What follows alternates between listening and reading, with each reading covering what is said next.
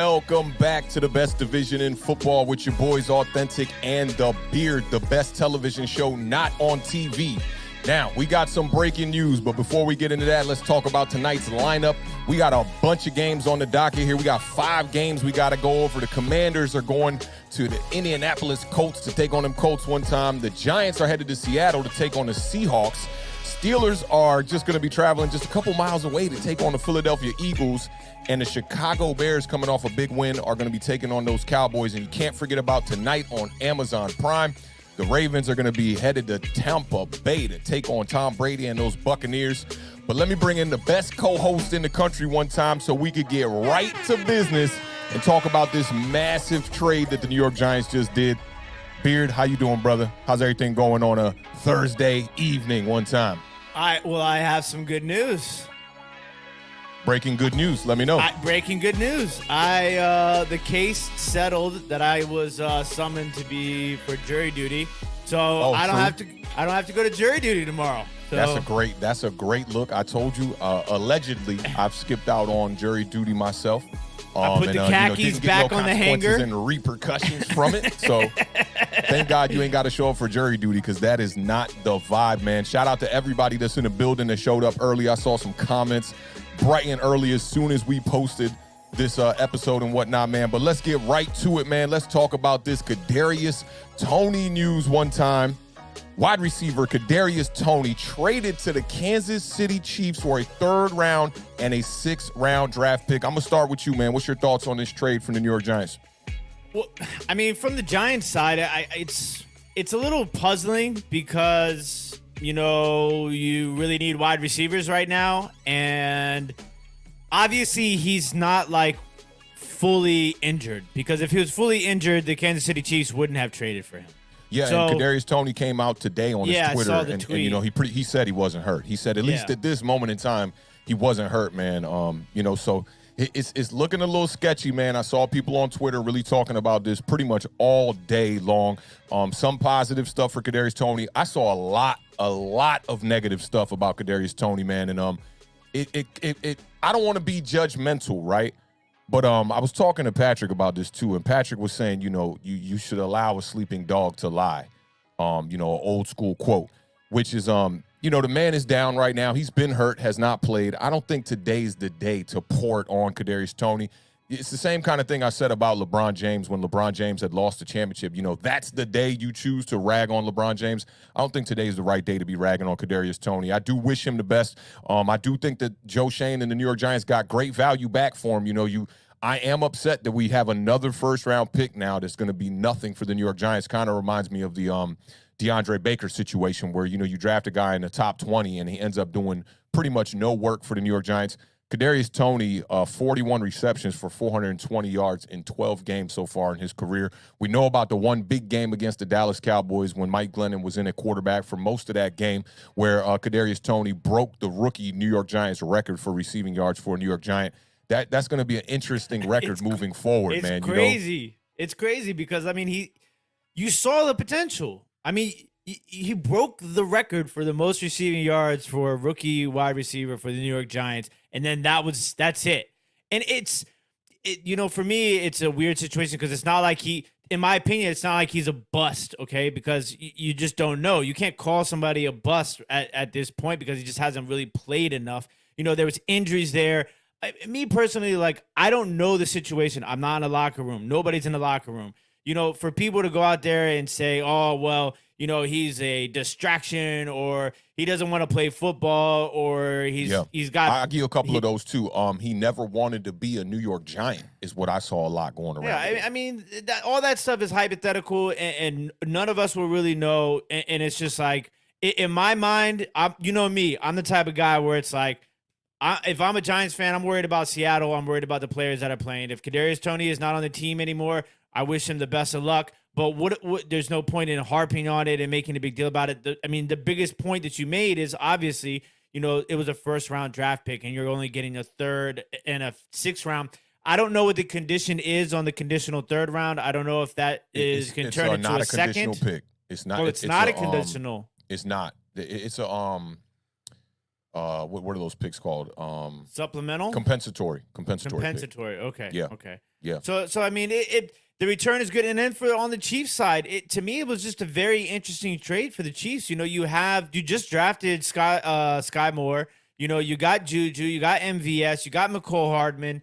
You got, you know, where does Kadarius Toney fit in? I mean, the positive side is, okay, you have this young talent on a rookie deal, you know, who could potentially fit perfectly into the Kansas City Chiefs game plan and their style of play. And it's already well documented that the Kansas City Chiefs had Kadarius Toney on their radar during that draft. Yep. So, I mean, they almost basically got the guy that they wanted for a lesser price than what they would have had to have paid originally. So, I mean, it kind of works out for them. I'm curious to see when and where he fits into their scheme.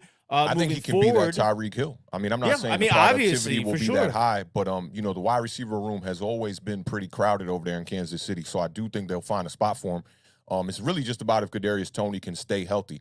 You know, for me, man, we all know, man, assumptions can make an ass out of you, man. So I try to watch out with all the assumptions. I don't know what was going on in that locker room, just like you were saying. Kadarius Toney's saying he's healthy. Maybe there's a situation there where the New York Giants were like, we don't want to play him because we want to keep the trade value high and not make it where he gets hurt or injured again. Kadarius Toney's pretty much been injured relatively throughout his whole entire career. But I do got to agree with Stan. Like today, and not just the energy towards Kadarius Toney, the energy that was directed from fan to fan just simply because of opinions.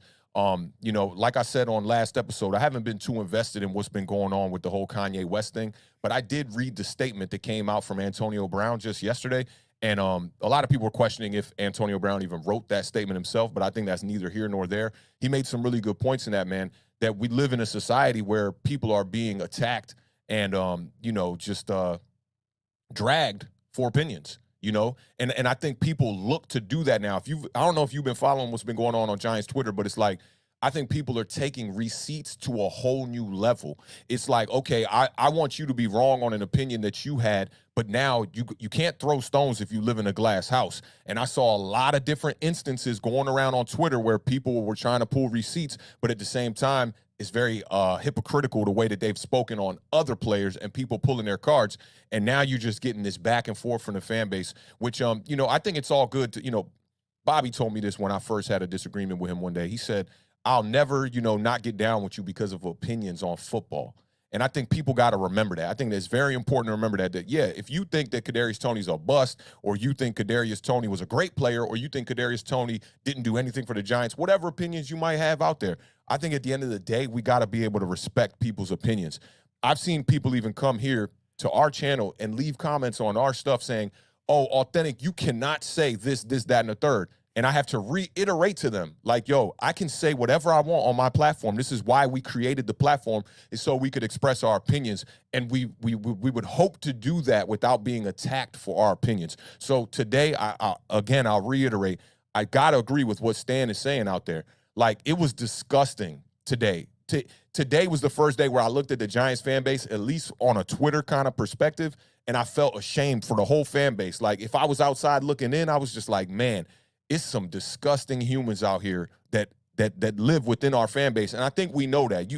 Not even think, we know that. I always tell you, bro, like if a Giants, somebody follow me on Twitter and I see in their bio, you know, oh, New York Giants fan, da-da-da-da, that's not enough reason for me to follow you because I don't know. I've had plenty of instances with Giants content creators, Giants fans, people who I allow them to come into our world and give them trust, and then they end up backstabbing you on the receiving end of that. So for me, it's, you know, I knew that existed, but to see it the way it was today, I mean, like, people coming out of pocket calling women the most derogatory names you could possibly call them just for their stance and their takes on a guy like Kadarius Toney, I got to agree with Stan. It was definitely very, very, very disgusting to see it. And I do think that Kadarius Toney is a kind of type of player that splits the room. He's a polarizing type of player. I almost wanted to call him a one-on-one style player because there aren't many players, especially the wide receiver position in the NFL, that can do the type of things that Kadarius Toney can do when he gets the football in his hands. The Giants this year seem to neglect him on that, and I won't even say just this year. Last year even as well. The first 4 and 5 games, we saw Jason Garrett and Joe Judge neglecting to get Kadarius Toney out there on the field and get the ball into his hands, and this year we saw more of the same. So I will say all of that and then kind of cap it off with also saying that we don't know, but obviously a lot of this has to be on Kadarius Toney at the end of the day. Whether or not he wanted to be a New York Giant or wanted to play in New York, I can't sit here and assume and speak for that man. But he did have the city of New York and the Empire State Building and his number 89 tattooed on his back. So to me, that says a lot right there. I wish Kadarius Toney the best, man. Just like I wish all the players who have played for the New York Giants the best. A lot of people will say, they're about the helmet, they're about the logo, they're not about the name on the back of the jersey, and I'm very indifferent on that. I am one of the people that I'm always speaking out about it. I am a player guy as well as the team guy. So if you a player on my team, I rep for you, and I want you to do the best that you could possibly do. So, over here at Awthentik and The Beard, man, we wish Kadarius Toney nothing but the best. I think he's in an ideal situation for a wide receiver. You get to go to Kansas City and play with the best quarterback in the league.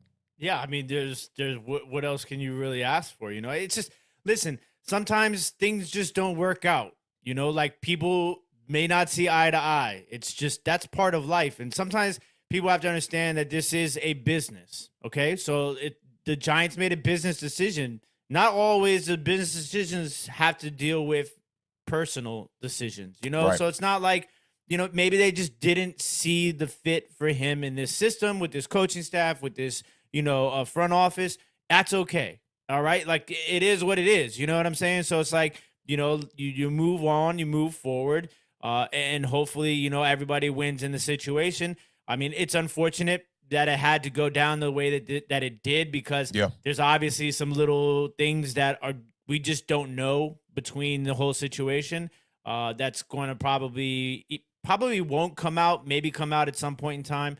But hopefully it just doesn't become a distraction for the New York Giants organization. It doesn't, affect Kadarius Toney in a fashion where he can't move forward himself. But I think he'll find a great home in Kansas City. They have a great coaching staff. I think there's players there that he can, you learn from. I mean, I'm sure that Juju will probably explain to him, like, look what happened to me in Pittsburgh. Now I'm here in Kansas City. Like, so I think everybody can come out of this situation on top. And I think that's what you really want to see as a fan. You don't want to see people fail. If you do, then, these people are human beings. So like, that's what a lot of people forget, bro. They forget that these are human beings, and they also forget that these people really ain't adults yet. Yeah, I always speak on this. When I was 25 years old, bro, I wasn't a man yet. No way in hell. 25 years old, you're still learning on the job. And these are guys who have relatively been given everything their whole entire lives. Okay, their athletic gifts have gotten them to where they are for a reason. I'm not in the NFL, so I can't speak on what it's like to walk in Kadarius Toney's cleats or anything like that. So for me, all I can do is sit back, try to be as respectful as I possibly can be. And I understand that Kadarius Toney, he had his moments for sure of immaturity. We've seen it across the internet and all of that. But I think we have to understand that these are men that are still molding. I know people that are 35 and 40 years old that still ain't men yet. Kadarius Toney, a guy with that kind of bag, that kind of money, first round draft money, he's well off. He's well off. And he's the kind of guy that you really can't tell him nothing yet. And where he's from, it's also a thing from where he's from as well too. You get to that level and maybe you don't understand the severity of the position that you are actually in. And that's one thing that I did notice from just, watching Kadarius Toney over the years. I've talked about it multiple times this season. Like, this is your window, Toney, right here. This was your window to be a number one wide receiver for the New York Giants. Step up as much as you can, whether it was injuries or whether it was behavior or whether it was culture or whether it was whatever it was, right? He failed to step up and make that happen. But I don't think fans need to attack the person because of that. I saw people. We don't know him. We don't know him, and people just making assumptions. I had somebody come into my mentions today and just say, if you think that's hip hop authentic, blah blah blah blah blah, and I'm just like, bro, I didn't even say nothing about that. People using the music career as a reason why he's been distracted. He's more focused on being a rapper and all that stuff. I think we just got to look at them like for what they are. They're human beings at the end of the day. And I always, it reminds me of the Odell Beckham thing a little bit too, because when Odell got traded, the New York Giants fan base was very split down the middle. You had people that were like, oh, pretty much, I never really liked him. I didn't like his style, his extravagant flamboyantness, none of that, right? And then you had the other people that were like, this is a new day and age in the NFL. People should be able to express their opinions on who they are. I mean, you had people attacking Odell Beckham for his sexuality, for all kind of things that we all know that are completely off limits when it comes to publicly trying to, speak on somebody's character. And I feel like in this day and age, I don't know what it is, because in society we live in a more of a especially with the youth, right? They deal with more bullying than we've ever dealt with coming up in our era. We dealt with some real deal bullying, don't get me wrong, right? But the way that the internet is, can you imagine some of these kids that got to go home and deal with some of the stuff they got to see on the internet? But for some reason, that doesn't deflate the amount of people being attacked because of their opinions. It almost seems like it inflates it, which is kind of weird. I could compare it to like some of the other groups and like when Black Lives Matter is doing their thing, or when LGBTQ is doing their thing. We know now, because we are aware of the situation of how we cannot speak about certain things, especially in the hip hop culture, of how we used to treat those two entities, right? We know that now, that those things are off limits. But with the way that bullying is happening in society these days, for some reason, when players or people, things like this go down in the market, no one has any sympathy for the person that's actually dealing with it. I'm a person who definitely has some sympathy for Kadarius Toney, because I understand what is at circumstance for him right now. He's a young man trying to find his way in this world. And just like everybody else, I'm an old man still trying to find my way in this world and still trying to find ways to maneuver. So again, man, I really do wish him the best. And I do think people, speaking of attacking people, Pat Leonard is another person that was completely attacked for his report on rumors that Kadarius Toney was on the trade block early on in the year, right before week 1. People attacked him, clowned him, dragged him, all of that. So I think people need to, those people who were dragging him, he deserves an apology as well, too, because obviously he knew something that we didn't know. And it looks like the Giants front office and coaching staff kind of put this on the back burner as long as they could. And it came to the conclusion that they had to trade Kadarius Toney. Taking a 3rd round and a 6th round draft pick for it, for me, I'm all good with that. Yeah. I mean, like I said, it's both parties can come out on top here. Kadarius Toney gets a new situation, gets to play with Patrick Mahomes. Giants get 2 draft picks, could turn those 2 draft picks into who knows, what successfully. The Giants are still 6-1. Kadarius Toney goes to a team that's, obviously a front runner in the AFC. So it is what it is, and it's done. So, it's like, let's play football. And for Facts. people to continue to drag this conversation on, it just, to me, it doesn't make sense. Like, I'm here to talk about my guys. My guys are my guys. And if you're not my guy anymore, I'm not going to wish ill will upon you, because what am I, a child? You know what I'm saying? So it's just unless you're Geno Smith and you're going against the Giants this week. I am wishing that Geno Smith falls flat this week. But let me ask you this. Do you think that this opens up some room for the New York Giants to maybe make a move at a wide receiver before the trade deadline, or you think they're just going to sit on these draft picks? No, I think it definitely gives them an opportunity. They have a ton of draft picks right now. I forget the exact number, but I did see that earlier today. And also, they've eliminated some cap space here, I guess, if that makes sense. They've opened up some cap space by this trade. So I think they're definitely in the market.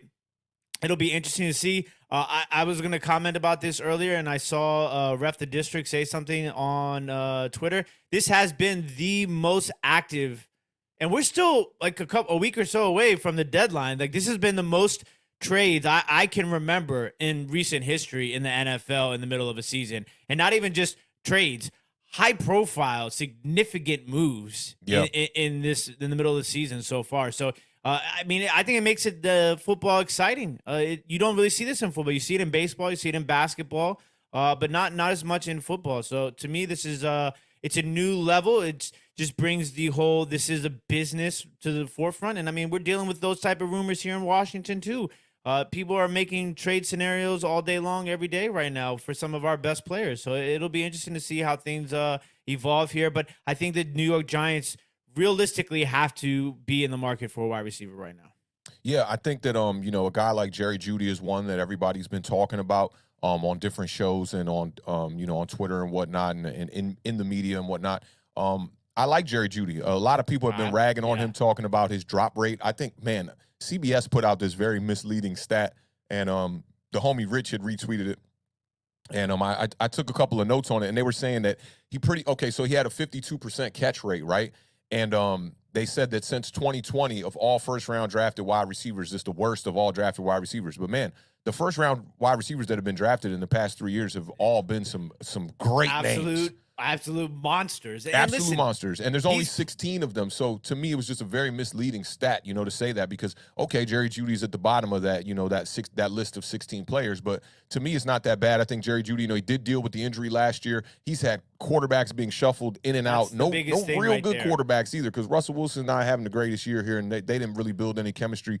So I would take Jerry Jeudy over here, but if it's not a wide receiver of at least that caliber, right? I saw somebody in the chat say Claypool. I would also welcome Claypool over here as well. But if it's not a wide receiver of that caliber, one, and two, who's still on a rookie contract, I'm really not that interested in making a move at a wide receiver.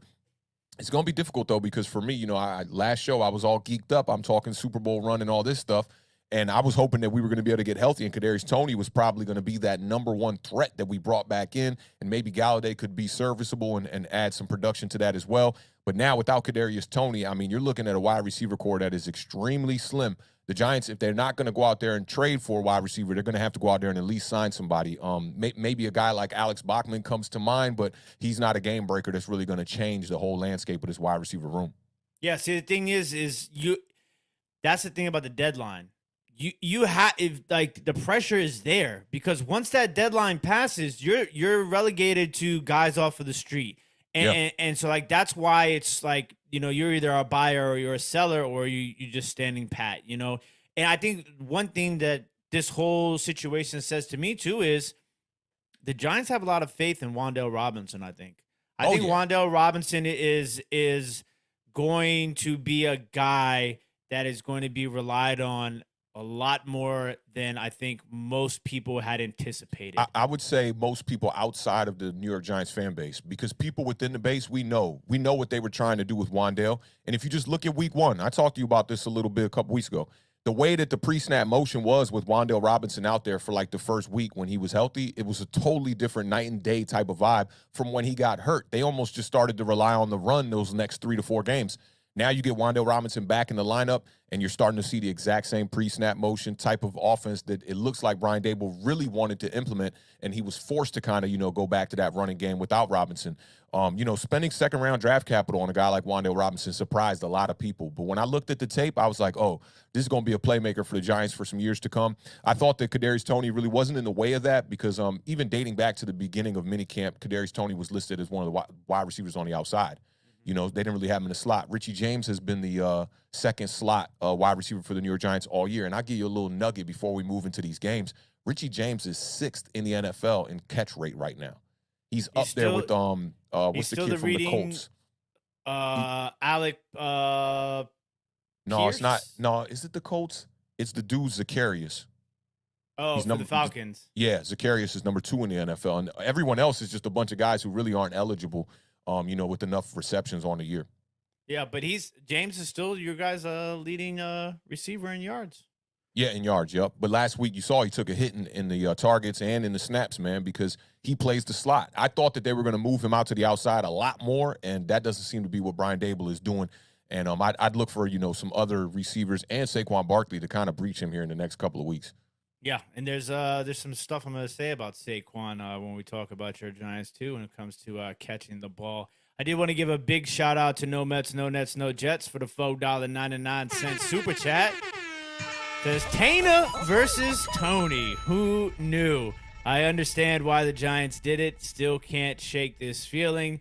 F it. LFG, NYG. Like and subscribe. Big shout out. We appreciate you joining us as always. Big shout out to No Mets, No Nets, No Jets. And I feel you on that. Like, not being able to shake the feeling. Like, as soon as I woke up and saw that news, I was just like, what the? It wasn't even the loss of the player. It was just like, what are we going to do next? Because to me, I thought the game plan was to get Kadarius Toney healthy and then, you know, start maybe throwing the ball a little bit more, having our offense look a little bit more fluid in the first half, because we've been struggling in the first half of every game, and that's why all these games have been one-score games throughout the whole entire season. But, yeah, I'm definitely in agreement with you there. And as far as Tana versus Toney, I knew about it. I definitely did know about it. I'll keep it funky with y'all. I knew about that a while ago.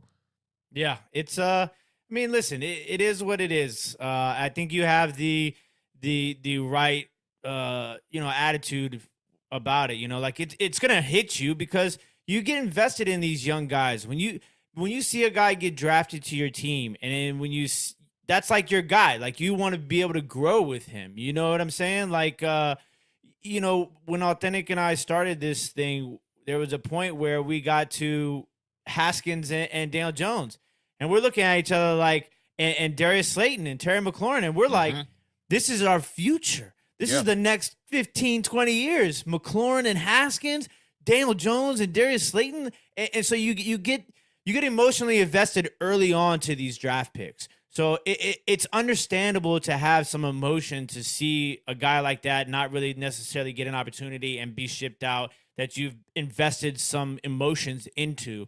But at the same time, you have to take the same mentality that you expect these players to take. Next man up. Like, wish you the best, but I got to worry about my guys that are suiting up for me on Sunday. For me, that's the next man up thing is you want it to be a good next man up for your team, but that's really for the coaches. I think the most difficult part about stuff like this when you got to see a player is you've watched them grow. You've watched the growth of the player. You not only have you become accustomed to watching them play football on the field, and in Kadarius Toney's case, not all that much, but you get to know the person more. I follow Kadarius Toney on Instagram, on Twitter. I know a bunch of dudes like that. I don't know if the people who are ridiculing and criticizing him know people like that, and maybe that's why it's a lot easier for them. For me, bro, I just know a bunch of people like that. Like we were talking about Khalif last episode. You remember how much of a hothead Khalif was? Oh, yeah. We Billy Edelin, who went on to play basketball at Syracuse. Me and the Beard went to middle school with him. He was a hothead when he was younger too. And it comes with a little bit of privilege because your gifts have gotten you in position to be able to do things that most normal human beings will never even be able to do. So for me, it's like I try to just try to be positive as much as possible for these players. And, you start to see them grow more. And then when that gets clipped out, it's like, it's almost like you lost one of your seeds in the garden that you were planting. Mm-hmm. Absolutely. And, we like Awthentik said, we are wishing Kadarius Toney the best. And, your Giants are 6-1. So yeah, Giants are 6-1. Enjoy 6-1. I've seen a lot of complaining on Twitter today and bashing, you guys are 6-1. It's interesting. You talked about the whole receipt checking and things like that, and people want to go back and forth. Yeah, that and the throwing rocks and glass houses and this and that. That's a lot of that goes on too in Washington with Taylor Heineke. Taylor Heineke is a very polarizing player where he splits the room, and so you have a lot of people who want to be right and want you to be wrong and this and that. So it's interesting how players can do that when they share the same common, goal and the same common thing that you're rooting for, and that's your team and, to win a Super Bowl. So it's interesting how that works sometimes. Totally. Big shout out to John Kim for the $5 super chat. Says, wish him luck in Kansas City, but when a player's coach like Dable trades him away, it's a huge red flag to me. And plus he wasn't drafted. And so I get it, but I guess it's a red flag, but we don't know. We don't know. Sometimes things just don't work out. It doesn't necessarily mean that there's a bad reason why it didn't work out. It just doesn't work out. Yeah. It doesn't necessarily mean there's a red flag. We can only speculate, man. That's all we could do. We could speculate. But I will say this. A lot of people was running around on Twitter asking, why are y'all upset? Why are y'all upset? Joe Shane didn't draft this guy. Why are y'all upset? Well, it's just another first-round draft pick wasted again. Mm-hmm. And the Giants have been too accustomed to doing that, especially as of late with DeAndre Baker and now with Kadarius Toney, two players that we spent capital on. Now you're looking at the Chicago Bears trade. It don't look as good at all. Yeah, it's interesting. That's a good point. Very good point. Yeah, and I will say, we are going to be pressing against the clock. Sorry we were late today. The dog ate my homework, and I had to get my notes together and whatnot. We were about a good 4 or 5 minutes late. So let's save the shout-outs. We're going to keep our eyes on the chat for sure. We got to get to 5 games, y'all, so we got a lot to cram into this short show. And then we got Thursday night football. So let's just move right into the first matchup. We're going to talk about this Commanders matchup taking on the Colts here. Let me just get some things queued up here. All right, that's what's up. All right.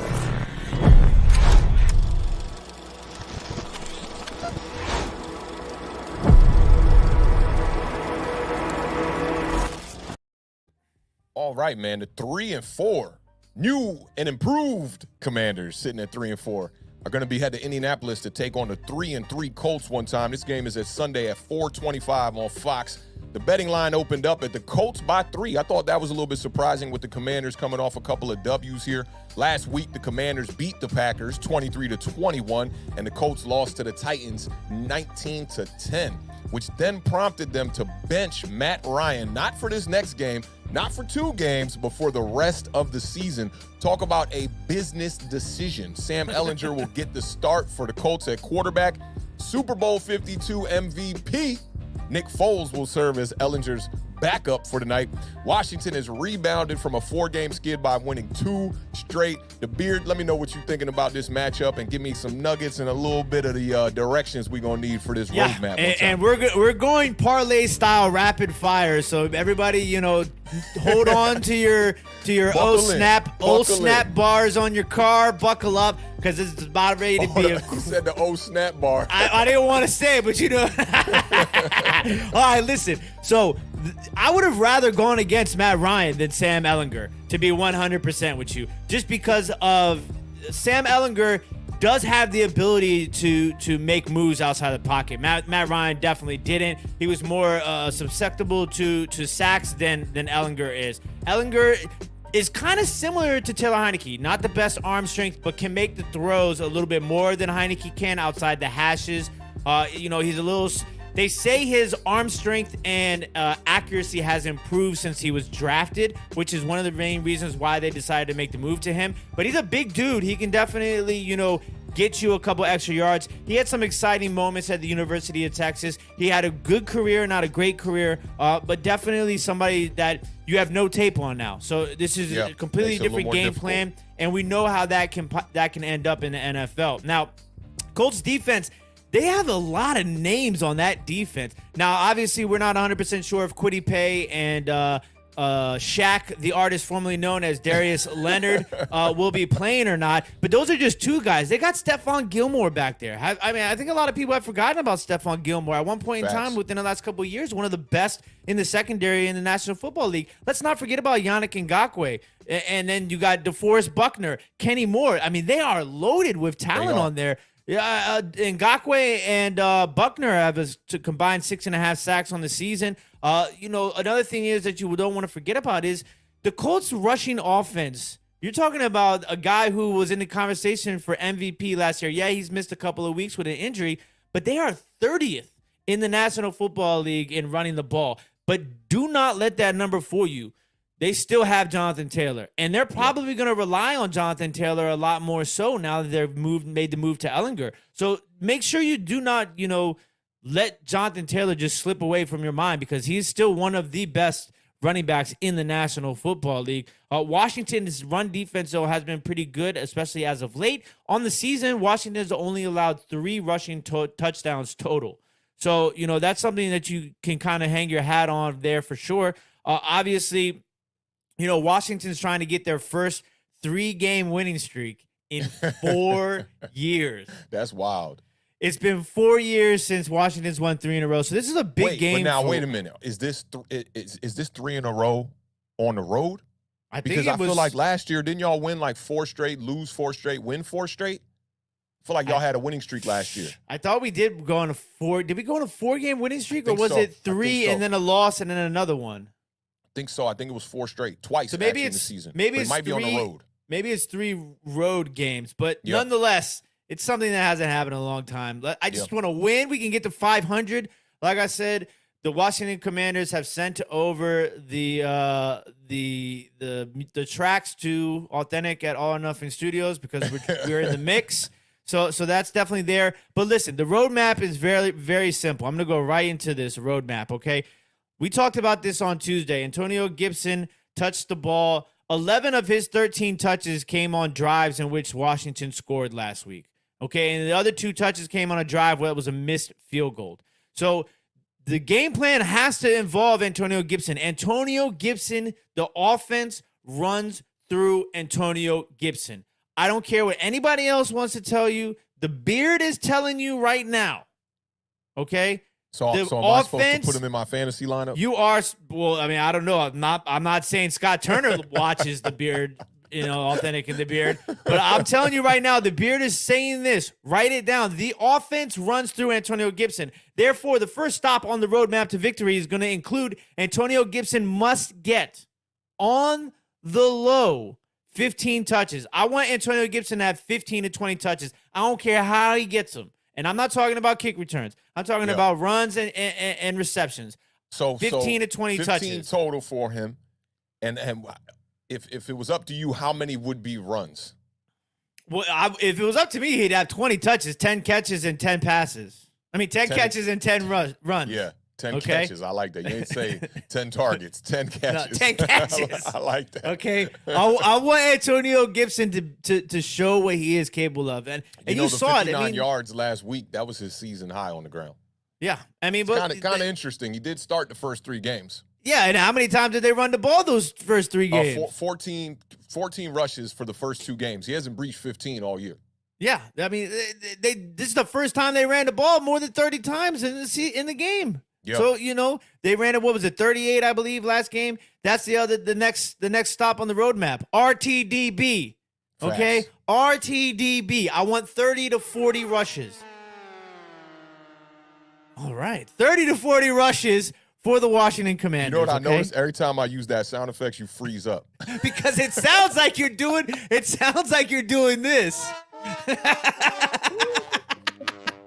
But it's the revving. So it's a race car, man. It's a race car. It throws me off. All right. Then we got to score early.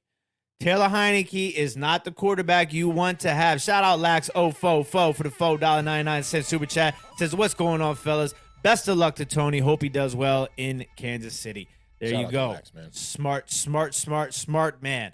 So you got to score early. You don't want to get behind. Taylor Heineke is not a quarterback that is built to play from behind. He is a quarterback that you need to have to run the ball, to play with the lead. So you got to score early. Don't get behind. And then we do not want to see turnover Taylor, okay? Hopefully we get Taylor Heineke and not turnover Taylor, because turnover Taylor can put you in a hole really fast. So Taylor Heineke cannot turn the ball over. That leads me to the next 2 stops. You have to win the time of possession. You have to win the turnover battle, okay? Very, very important. Convert on third downs has to be 50% or higher. We were right there. We were at 44% last week, one away from we were 7 of 16, one away from getting at least 50%. We need 50% or more third down conversion percentage.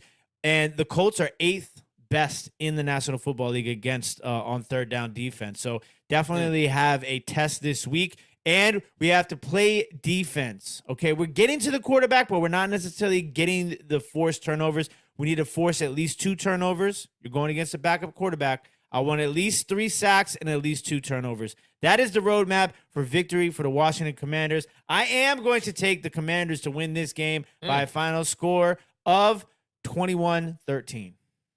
21-13. Okay, I like it. Now, the real unknown is at the quarterback position for the Colts. We don't know what kind of game plan they're going to try to dial up for him. For the most part in the NFL, most teams have dialed up a good game plan for rookie quarterbacks or young quarterbacks, making their early starts. You could look at Cooper Rush as a good example of that, relying on the running game, getting rid of the ball quick. I'd look for a lot of the same with the Colts here against the Commanders. Commanders got to try to run the damn ball. That's definitely a point of emphasis there for sure. But this little nugget right here had me like, I don't know if you're going to be able to run the ball against this defense one time. Now, the Colts defense right now, overall, they have the 23rd ranked rush defense, which is not that great. But in the last 4 years, they've only allowed 8 100-yard runners. Since 2018, they've only allowed 8 100-yard rushers. It's tied for second best in the NFL right now. Gibson definitely had that strong game last week with the 10 carries, 59 yards. He also had the 3 catches for 18 yards. So I'd look to use him out of the backfield a lot more. He made an incredible catch last week. I think that the Commanders are going to be able to hang close in this one. This game's going to come down to about a field goal, I think. I'm going to take the Colts in a close one. I'm going to take the Colts 23-20 in this one. Not happy with you. You're not happy with me? What about this? Road rage. Roadmap to victory. All right, man. So let's get off. What is it? It's going to be close. What was your score again? 21-13 Washington. 21-13. I'm going with 23-20. Colts. I think I said 23-20. 3-point game. Colts get the dub. And they're at home, so you got to give them a little bit of leeway there. But we'll see, man. The Commanders looking to get their 3rd straight victory, trying to push to 500 and keep pace with the Philadelphia Eagles and our New York Giants, because the Beard, I was going to say but you really a Giants fan on the low. We all know. You know what it is, man. All right, let's get into this Giants game one time. Are on the board with 11:16 to go here in the 3rd. All right, man. The New York Giants, they're headed to Seattle to take on Geno Smith and the Seattle Seahawks. I heard that this was a shout out to Bobby. He said something on Twitter about this being the guys who Eli Manning got benched for bowl. I like that. I'm definitely digging that right now. We'll see if Daniel Jones can come out on top in this game. Daniel Jones has definitely been playing some good football lately. We already know, man, the wide receiver department has been slim picking so far. We just lost our guy, Kadarius Toney, to the Kansas City Chiefs here one time. This game is at 4:25 on Fox. The Seahawks are sitting at 4-3 right now in first place in the NFC, what many would have said was the NFC best, but now we call them the NFC West because they've came back down to earth one time. They're favored by 3 points in this. Dog, they're going to stop doubting my New York Giants, dog. They're going to stop doubting my New York Giants. Another game where we're coming in as an underdog. I hope we show out in this game. Last week, the Giants were an underdog against the Jacksonville Jaguars. Shout out to that TikTok user one time, too. And we ended up beating the Jaguars 23-17. The Seahawks are coming off a major, I'd say probably their biggest victory of the season against the Chargers. They beat them 37-23 with a high output from that offense. For the Giants, man, we got to get back to stopping the run, man. The New York Giants have struggled stopping the run. It's not going to get much easier this week. Running back Kenneth Walker, man, he's been balling out. Career best last week with 167 yards and 2 touchdowns against them Chargers, including a 74-yard touchdown run in the fourth quarter. Kenneth Walker, he's averaging 6.4 yards per carry over the past 2 games. The Giants' defense has allowed 353 yards rushing combined over the past 2 weeks. If there is a point of emphasis on this New York Giants defense, it's got to be figuring out a way to stop the run. Our linebackers kind of not hitting those holes the way they should be. I'm looking for better output from Leonard Williams. I think Dexter Lawrence has been doing a fantastic job stopping the run. Kayvon Thibodeau's been doing a decent job as well, but he's got to figure out a better way to seal that edge. I've been noticing that has been an issue with Kayvon, but he's getting better game by game. The Giants right now sitting at 6-1 for the first time since 2008.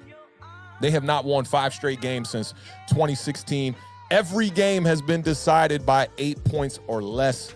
Shout out to my man, Daniel Jones, who was named the NFC Offensive Player of the Week after being the first quarterback to throw for 200 yards and run for 100 yards in a game last week for the New York Giants versus the Jacksonville Jaguars. Geno Smith, man, definitely continues to impress right now, man. The dude leads the NFL right now in completion rate, 73.5%. And is third in passer rating. Remember when we entered this season, I said, yo, y'all got to keep y'all eyes on Geno Smith, man. He had 4 games last year where he had a passer rating of over 100. Right now, he's third in passer rating in the NFL with 107.7. And there's a Seahawks pass rusher that we got to keep our eyes on this week. He's got a funky name. I don't really know how to say his name. I'm going to try my best. Uchenna Nwosu, who leads the league right now with 31 quarterback pressure. So we definitely got to keep our eyes on him. We got to get this running game clicking, obviously, with Saquon Barkley. But what I would look for in the first half of this game from the New York Giants is if we are indeed going to save Saquon Barkley for the second half, like we've done relatively for the whole entire year here, talked about this on our last show, he's got 91 attempts in the second half. He's got 52 attempts in the first half. So Brian Daboll has been doing a great job of keeping Saquon Barkley gassed up and ready to go for the second half. We got to find a way to put some points on the board in the first half here. Last week was a little bit better against the Jacksonville Jaguars. We came out on the first drive. I want to say it was the first time in 9 games that the Giants had scored on their opening drive. We got to 7, but then that defense going to have to tighten up here. If we are going to give the defense a bit of a buffer here with a 7-point lead, you cannot allow Walker to do what ATN did against us last week and just slice us all up and down that field. We already know the Giants are going to be without tight end Daniel Bellinger. He's got the eye injury. We don't know how long that's going to keep him out. Best wishes to him in his recovery, man. He had to have surgery on the eye socket, which is terrible. We're also going to be without right tackle Evan Neal. But we did get Matt Peart back at practice today. I know a lot of people don't think that's a big deal, but for me, the more depth that you can get on that offensive line, the better. And also left guard, Ben Bredesen, he's going to be out of this game. All those are expected to be out. Kenny Golladay is expected not to play in this one as well. Hopefully with that bye coming up, Kenny Golladay can get a little bit more healthy and come help this wide receiver core, because without Kadarius Toney now, I don't know where the Giants are going to look to get offensive output. Maybe Richie James can slip in here and try to play a little bit more outside wide receiver like I was talking about a little bit earlier. this going to be a tight matchup, man. I'm very worried about this Seahawks team. They're definitely on the up and up. Geno Smith is almost looking like an upgrade over Russell Wilson from last year's statistics. I got to go with my gut and go with the Giants. I kept the white logo again this week, going off some little stitches, not superstitious, just a little stitches. I'm going to take the Giants in this one to win a fairly close game. Another game where we'll win by just a touchdown. I'm going to take the Giants in this one, 28-21. Listen, I went back and forth on this game. There's a lot of similarities between these two teams, obviously. I think, you look at the two running games. New York Giants are averaging 173.4 yards on the ground. Seattle, their run defense was horrendous 3 weeks ago. They've gotten that down a little bit with their performances the last 2 weeks. I want to say against Kyler Murray, and then I forgot what the other game was that they most recently played. But now they're down to only giving up 149.7 yards per game on the ground. Seattle, on the other hand, does average 137 yards on the ground, and the Giants are giving up 144.4 yards per game on the ground. You talked about Kenneth Walker. Kenneth Walker was a guy I talked about on the parlay. Make sure you guys tune in this Sunday, 11 o'clock a.m. Eastern Standard Time. I told you guys Kenneth Walker was going to have a huge game last week. He went out there and went absolutely bananas. Awthentik talked about his last 2 games. Even his last 3 games, he's averaging 117 yards per game. He's had 4 touchdowns over that stretch, and including all 3 of his last 3 games, averaging 7.63 yards per clip. So the kid is on an absolute tear. Seattle's defense is probably their weak point on this team. So it's going to be important for the Giants to go out there and produce some points. They're 29th overall, 29th against the run, 23rd against the pass, 28th scoring defense in the National Football League. Saquon Barkley, this is what I was going to talk about when I mentioned this earlier in the show. Saquon Barkley, I think, has his best receiving game this season. Okay, so Saquon Barkley actually leads the New York Football Giants in receptions, 25, okay? Last week, the Seattle Seahawks allowed Austin Eckler to have 12 receptions last week. So I think Saquon Barkley has his biggest game receiving this year, and I think the New York Giants find a way to win by a final score of 23-21. Look at you. I'm a believer. Yeah, 6-1 makes it real easy to believe, right? It does. Oh, you know what else is crazy about this game? This is the only game in the entire Week 8 where both teams have winning records. Oh, wow. That's a great matchup right there. Surprises, too, man. Nobody thought the Seahawks were going to be here. I remember when we were looking at the schedule early on in the year, a lot of Giants content creators and a lot of Giants fans looking at the Seahawks as probably one of the more easier games on our schedule. And now that the season's starting to pan out a little bit here, the Seahawks are looking like probably one of our toughest matchups to end the year here with the last, 10 games we got left. They're looking like one of the tougher matchups. Colts, Vikings, and obviously the Eagles twice and the Dallas Cowboys twice. A lot of people, I'm getting there. Okay. A lot of people in New York, they sleeping on your Commanders, bro. They sleeping on y'all. They looking at y'all like an easy sweep right now. And I'm like, hey, y'all better put them brakes, man. The Commanders definitely got a lot of talent over there. It's just all about putting it together. And one thing we didn't talk about in your game was I did see Jonathan Allen came out and said, they asked him, what is it that makes people, rally behind Taylor Heineke? And he said he has the it factor. Yeah. He's supposed to say that. I don't recall him saying that about Carson Wentz. They didn't ask him about Carson Wentz. They didn't ask him about Carson Wentz. I like that. So should we do the trivia? We can't forget about the giveaway. We're going to be giving away a Lucky Giants fan is going to get something really awesome from the Beard. Sports. A Commanders fan. I have something. You didn't show me that one.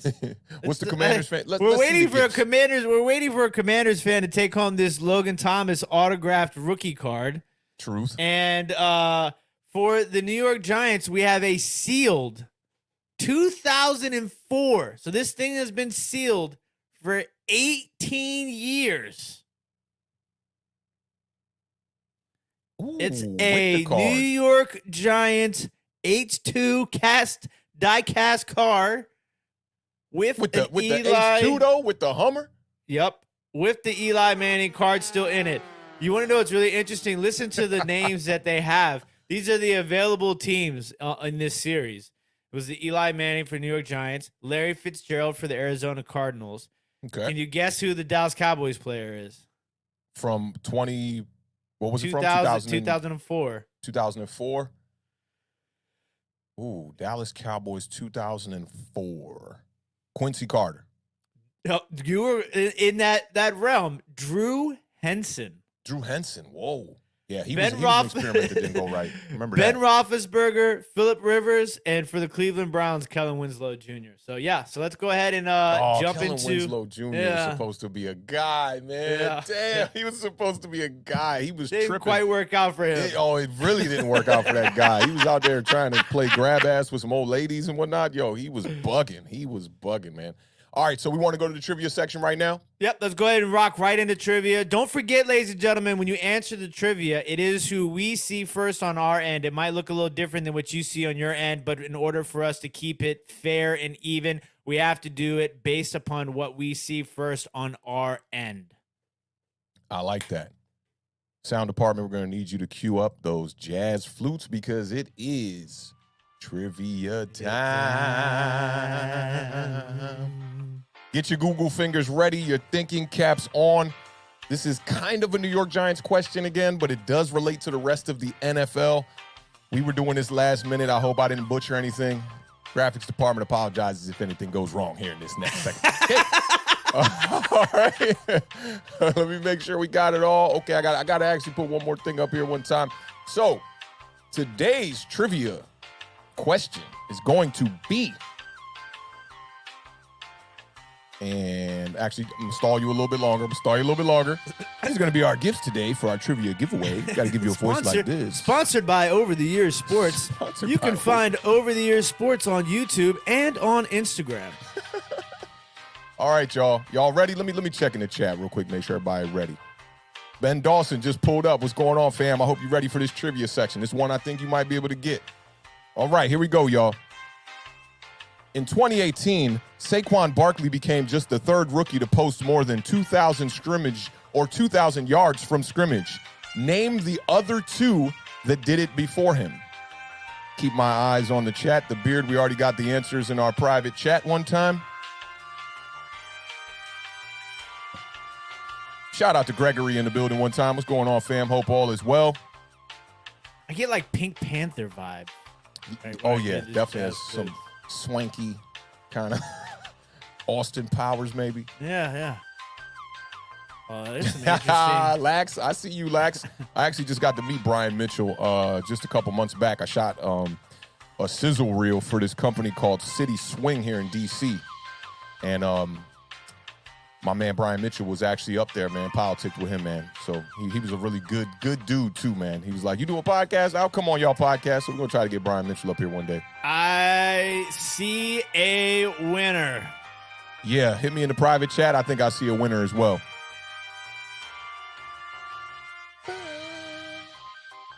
I'd be on the drums for this record right here. Like Clyde Stubblefield vibes. Hey. And we do have a winner. Let's reveal the answer first one time before we let you know who our actual winner is. So the answer to who are the other two running backs that had 2,000 yards from scrimmage previous to Saquon Barkley are Eric Dickerson and Edgerrin James. Eric Dickerson did this in 1983, the year I was born. He had 2,012 yards from scrimmage for the Rams. And Edgerrin James did it in 1999. He had 2,139 scrimmage yards for the Indianapolis Colts, who the Commanders will take on this Sunday. And our winner is, shout out to Sean G, right on the drop one time. You're going to be taking home the Giants package. Because I see Daniel Jones in that profile picture, man. Salute to you. Make sure to reach out to us on social media. You can hit us up on Twitter at Awthentik, or at Tim Walk on Water 2, or you could just send an email to authentic@allornothingstudios.com. Get us your shipping information, and we'll make sure that Over the Year Sports gets that shipped out to you ASAP. Salute to Sean G one time for that W. I saw some great guesses here, too, man. Some names I would have never thought about. CJ Talks Movie says, this one stumped me. I feel you on that. And I saw Ezekiel Elliott. I saw Mixon. I saw a bunch of players. Even this one caught you off guard when I told you about this one off air, too. My first two guesses when Awthentik asked me were LaDainian Tomlinson and Marshall Faulk. Big facts, man. So again, man, congrats to the homie Sean G, man. Appreciate everybody being a part of this edition of the Trivia Time with your boys Awthentik and The Beard, man. Shout out to Over the Years Sports, man, for supplying today's gift, man. That's going to be an awesome one. That's one I wanted to keep myself too, man. Remember when you showed me that last week? I was kind of like, come on, man. Bring that over. Bring that over. No, big shout out to Vintage Sport Flips, who's also in the chat, who was a sponsor of the giveaway a couple weeks ago. If you guys missed that one, it was crazy. Make sure you guys are clicking on Vintage Sport Flips and subscribing to his channel. Go show him some love. Well deserving of it. Big facts. Big shout out to Vintage Sports Flips one time, man. All right, let's take a quick baby commercial break, man, and we're going to come back and just do rapid fire for the rest of these games. Get y'all out of here by about 8:15 for kickoff tonight, y'all.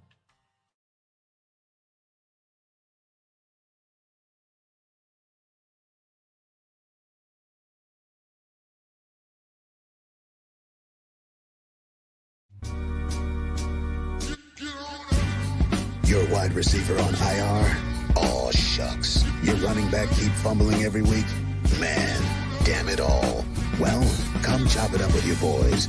We Y'all know are what it is, man. wire Parlay tight. every Sunday morning Awthentik and at The Beard. 11 a.m. Make sure y'all pull up, man. Chop it up with us about your fantasy lineups. I'm going to definitely need y'all help this week. I'm in a must-win situation after losing 2 straight.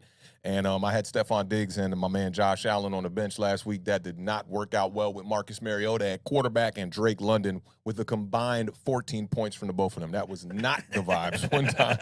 All right. Let's talk about this. Which one we going to next? Going to the Cowboys next? Let's talk about this Cowboys matchup one time, man. The 3-4 Bears are going to be taking on the 5-2 Cowboys. I should have gave you these notes because I love the way you do the rapid fire vibes on the parlay, the way you be running down the games and whatnot. But this game's going to be Sunday at 1 p.m. And last week, the Bears beat the Patriots, man, 33-14. I believe that was a primetime game Monday night. And the Cowboys took care of the Lions 24-6 in that second half, man. They kind of took off there. This is definitely going to be a game that represents one of our favorite hashtags. I would say our second favorite hashtag. We love that AATB hashtag, but this one is the RTDB hashtag because there's going to be a lot of running the damn ball in this game. You got Khalil Herbert and you got Montgomery over there with the Chicago Bears and Ezekiel Elliott and Tony Pollard. These are the only running back duos in the league with at least 400 scrimmage yards for each player. Chicago's 181 yards rushing, or their 181-yard rushing average, is the club's highest through 7 games since 1984. That was around the time when we had Sweetness over there in the backfield. Fields and Baltimore's Lamar Jackson are the only 2 quarterbacks with 2 games with at least 80 rushing yards this season. Khalil Herbert leads the NFL right now in yards per carry at 6.19. Montgomery and Herbert had 62 yards apiece against the New England Patriots in the third 200-yard game of the season for the NFL's number 1 rushing offense. We the number 2 rushing offense in the league. Ezekiel Elliott coming off a pretty decent game last week. I heard he was banged up this week in practice, so we might see a lot more Tony Pollard. And Justin Fields is going to be the guy to watch, to be honest. Can the Cowboys defense stop Justin Fields along with the rest of this rushing attack? That's really the question for me. And if Ezekiel Elliott is going to be hurt in this game, can Tony Pollard carry the load? I'm going to keep it quick on this one. The Bears are – who's favored in this one? The Cowboys are favored for sure. By how much? By 9.5. Oh, good God, a whole 9.5. Listen, I'm praying to the football gods that we could get a W in this game for the Chicago Bears because we need this NFC East to kind of, fall a little bit flat. I'm starting to feel like the schedule for the NFC East might be inflating our value throughout the league as far as the divisions go.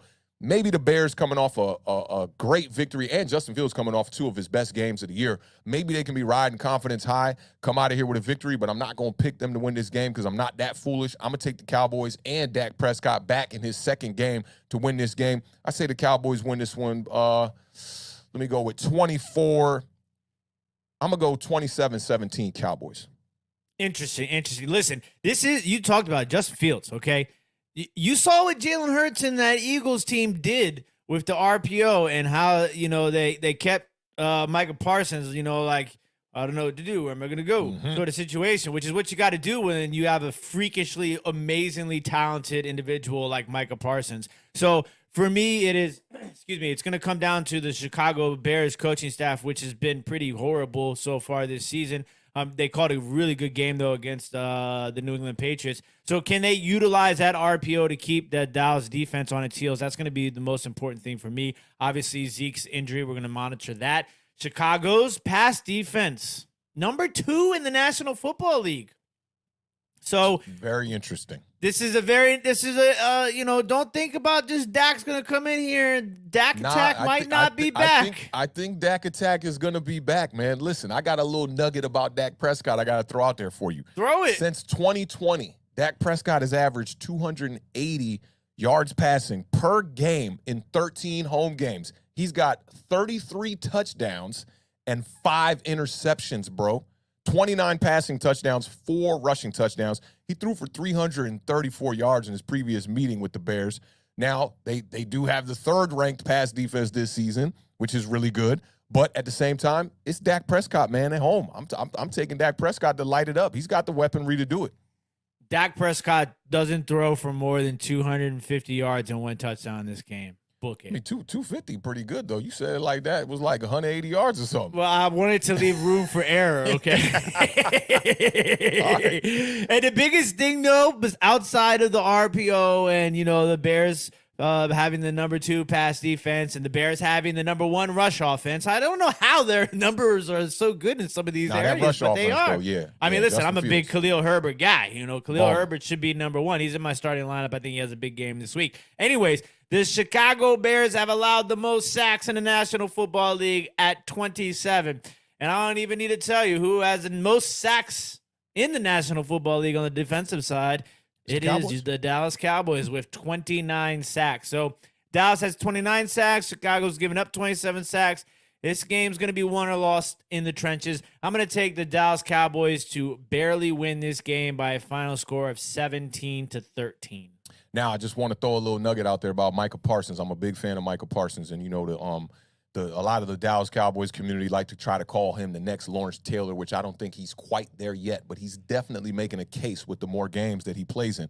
Micah Parsons needs 1 multi-sack game in the next 2 for 8 in his first 25 games. He'll have 8 multi-sack games in his first 25 games, which would be the most in NFL history since they started recording stats for sacks in 1982. So Micah Parsons, man, he is a guy. I don't know how the professionals who are, in the scouting departments kind of missed on a guy like that, because a lot of teams passed up, including us, up on Micah Parsons. It was those red flags. It was those red flags. Red flags don't always mean what they intend. That's definitely facts there. All right, let's take it to this next game here one time and talk about these Philadelphia Eagles. The Steelers are going to be taking on the Philadelphia Eagles in a battle, the Pennsylvania Bowl one time here. This game is Sunday at 1. You can find this one on CBS. Opening lines got the Eagles favored by 10. Last week, the Steelers lost to the Dolphins 16-10, and the Eagles were sitting home on a bye. My New York Giants caught up with them a little bit, tied them for 6 wins on the season. The Eagles offense comes in ranked number 5. I got some great nuggets for this game. Philadelphia is 6-0 for the 3rd time in franchise history. Quarterback Jalen Hurts has now won 9 straight games dating back to last season. It's the longest active streak in the NFL right now. The Eagles have won 9 consecutive games over Pittsburgh in their last 9 games. So they're 9-0 in their last 9 against the Steelers.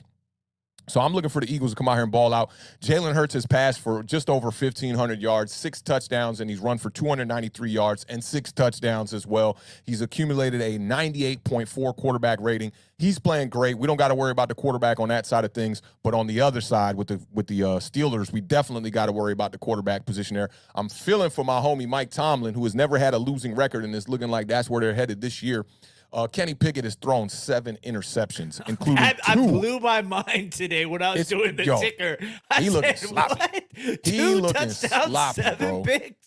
Is looking extremely sloppy, and 2 of his interceptions came in the final 2 minutes of last Sunday's game against the Miami Dolphins. He's only played 13 quarters, and he has 7 interceptions, so he's pretty much averaging an interception every other quarter. Only 2 quarterbacks in the NFL have thrown more interceptions than him, and those 2 quarterbacks have thrown almost 100 more passes than he has, which is Matt Ryan and Matthew Stafford. So Matts aren't throwing the ball too well this year. He's going up against probably the best secondary in the NFL right now. Darius Slay, C.J. Gardner-Johnson, and former New York Giant James Bradbury. Philadelphia has definitely one of the best secondary units. That trio has combined for 8 interceptions on the season already. They've forced a league-best 14 turnovers, and they also have the 9 interceptions on the year, 5 fumble recoveries, 46 points off of turnovers. So, Kenny Pickett, if you want to give the Pittsburgh Steelers any shot at winning this game, you cannot turn the ball over. And he's also going to have pressure in his face. You cannot forget about Hassan Reddick, who leads the Eagles right now with 4.5 sacks. 3 of his sacks were strip sacks that his team recovered. The Eagles are definitely balling out, man. There isn't really a weak position group on that whole entire team. The Steelers, now, we're known for the Steelers to lead the league in sacks, and this, because what is it? Each of the past 5 seasons, they've led in sacks. This year, they only have 12 sacks on the season. That's tied for 22nd. We already know the big injury with no Watt. That's probably the main reason why that has happened. I'd look for Dallas Goedert to shine in this game as well, who only has 1 touchdown on the year. I'd look for Jalen Hurts to look for him early and often. I'm taking the Philadelphia Eagles in this one convincingly. I'm going to go 31-10 Philadelphia Eagles. That's pretty damn convincing. You talked about the streak here between these two teams. I mean, Pittsburgh hasn't won in Philly since 1965. So it's been a long time since Pittsburgh took a bus trip to Philly for a win, So it might not be a fun bus ride back home. Pittsburgh is averaging a disgusting 15.3 points per game. Okay, Philly's defense only allows 17.5 points a game, and they just got Robert Quinn added to their roster, so the rich got a little richer. Pittsburgh hasn't scored more than 20 points since the first game of the season. I don't know what they're going to be able to do. Obviously, Pittsburgh has also given up the 3rd most passing yards of any team in the National Football League, so Jalen Hurts probably going to have a day. I'm going to take the Philadelphia Eagles to win this game. I don't want to ever count out a Mike Tomlin team. For sure. You want to give him a shot. You going 31-10 as well? What's that? Are you going to go 31-10 as well? No, I was going to go 27-13. That's a little bit better. Yeah, the Steelers are coming in with the 28th ranked defense and the 30th ranked offense, man. That team is just not the same team that we're known for. And the Philadelphia Eagles are pretty much top 15 in every category. Overall offense, overall defense, they're top 5. So this could be a really ugly game if what is on paper, plays out into fruition here. We had a little fantasy question from Simon Coleman that I wanted to bring up real quick. So he said, pick 2, Chris Godwin, Olave, or Deebo Samuel. Deebo Samuel hasn't been practicing the last couple of days, I don't think. So if you don't have another guy on your bench to fill in, you got to put in Chris Godwin, because I'm a little worried about Deebo playing status. If you have another guy, then I probably would stick with Olave and Deebo and then wait that out. But Chris Godwin is just, I don't know what to expect from this game. I mean, we're going to talk about it next. I have no idea what to expect. I mean, it could be 47-42. It could be 10-6. Like the way these two teams have been playing is so inconsistent. Yep. I just don't know with Godwin. I would stick with Olave and Deebo if I have another guy to replace for Deebo who might not play. If I don't, then you have no choice. You go Godwin and Olave. Yeah, I think I go Godwin and Olave just to be safe if Deebo's dealing with that injury. I think Tom Brady's going to show up tonight, man. Back against the wall, man, the GOAT one time. This is kind of how I felt about Aaron Rodgers against the Washington Commanders last week, but he kind of fell flat. So that's the last time I'm going to call Aaron Rodgers a safe bet. But I do think that tonight you could go Godwin as a safe bet with Tom Brady. Prime time, they should put up some numbers even if they don't win this game. So I'd go with those two. But I don't think you can really go wrong here unless you were to start Deebo and he absolutely didn't play. That would really hurt you for sure. Yeah. All right, let's talk about this last one time, man. The Ravens are going to be taking on the Bucs here in about 2 minutes, actually. This one is on Amazon Prime tonight. The Ravens are favored by 1.5 points. Tom Brady is 10-1 all time on just 3 days rest and 9-3 as a home underdog. They're an underdog in this game, obviously. The Buccaneers have lost 4 of their past 5 games, including that stunning loss to the Carolina Panthers, which surprised everybody across the league. They lost that game 21-3. Buccaneers coach Todd Bowles, he ruled out 4 starters versus the Ravens in this game. Their left guard's going to be out. Tight end Cameron Brate is going to be out. Cornerback Carlton Davis and safety Antoine Winfield is going to be out in this game. I think that means a lot for that defense who's already been struggling. I got some nuggets. For this game for sure. If the season ended today, the Bucs would be the worst rushing team ever. Not just this year, not just the past decade, ever. Right now, they're averaging 49.8 rushing yards per game. They're averaging 2.6 yards per carry. The worst rushing season ever documented by the NFL was the 2000 Chargers, who averaged 64.4 rushing yards per game. The Buccaneers right now are definitely in struggle mode. When you told me about Leonard Fournette last week, that's why I was looking at you a little crazy. Something has happened to Awthentic. Nah, am I muted? I shouldn't be muted. That's me. I shouldn't be muted. Chat, let me know if I'm muted right now. Can y'all hear me? All right, so I will tell you that this line has changed. Tampa Bay is now the favorite in this game. They are favored by 2 points in this game. It's you they're saying. It's you they're saying. I'm going to let Awthentic continue on with the Nuggets. Yeah, definitely appreciate that. I don't know if the beard can still hear me, but it's a good thing this is happening late in the show right now. That way we can kind of iron these problems out one time. But the Buccaneers right now, man, they're tied for 27th in red zone offense and 31st in red zone defense. So they got to find a way to buckle down in the red zone. The Ravens are 26th in the red zone as far as defense goes, and they're 12th best in the NFL in the red zone. I'm sure a lot of that has to do with Lamar Jackson. Mark Andrews last week, 0 catches, 0 receptions, and 0 touchdowns in Sunday's Ravens win. I'm definitely going to be looking for the Ravens to win this game, but it wouldn't surprise me if the Bucs win it. I think we're going to go with I'm going to go with the Ravens. I'm going to go with the Ravens to win this one.